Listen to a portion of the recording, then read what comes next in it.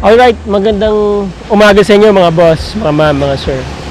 Dito po tayo ngayon sa Botolan National Highway. Pakita ko sa inyo yung property ha. Alright, ito yung pong Sabungan. Ayan o, Magic Island Sports Complex. Sa likod niyan, Sabungan po, ito yung entrada ng Sabungan.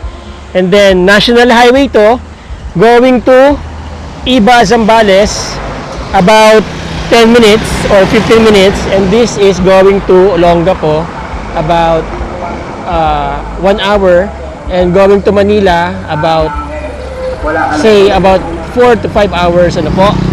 And then going to downtown Botolan is about 5 to 10 minutes. Okay, ito po yung property na binebenta. 17 meters ang frontage, about 15 ang kanyang length, 250 square meters.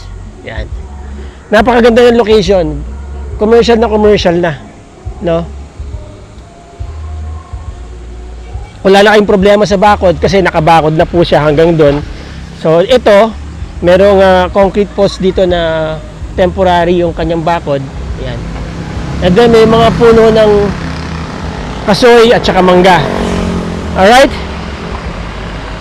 Maluwag din naman pala yung 250 square meters ano po, dito sa Botolan. Ayan o. Dudugtong na lang kayo ng bakod doon pag ganun. Pag ganyan. Okay? Pasilip po natin kay Chokokoy.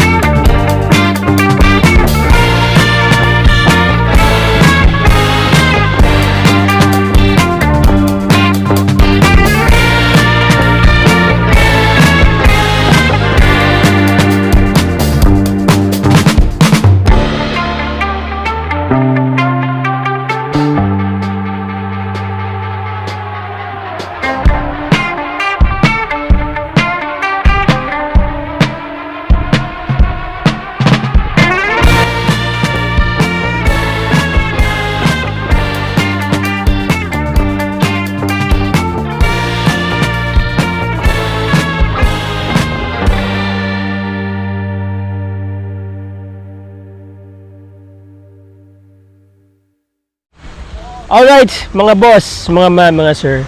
There you go, nakita nyo naman yung vicinity po ng property, ano? Proximity sa mga bayan.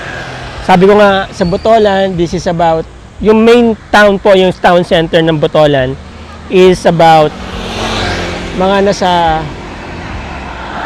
5 minutes. Tapos yung town center naman ng Kabangan, dito, going to south, is about 5 to 6 minutes. Alright? Now,